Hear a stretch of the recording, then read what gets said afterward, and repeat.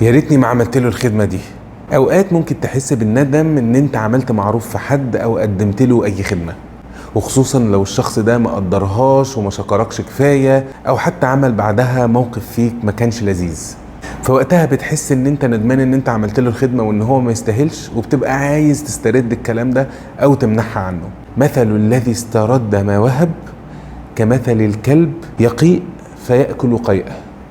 دي من التشبيهات القليلة اللي جت في الشرع، وده يدل على بشاعة الموقف اللي بيعمل كده، ان انت تسترد حاجة وهبتها لحد، سواء شخص ضايقك فعايز تسحب منه التوصية اللي انت قدمتها له، او تسترد مساعدة اديتها لحد علشان هم مش مقدرين وما شكرنيش كفاية، او جبت هدية لحد وبقى في بيني وبينه مشاكل فاقول له بقى هات الهدية اللي انا جبتها لك. العمل ده من الاعمال المكروهة. ما تنتظرش اي حاجة من حد انت عملت له اي حاجة كويسة.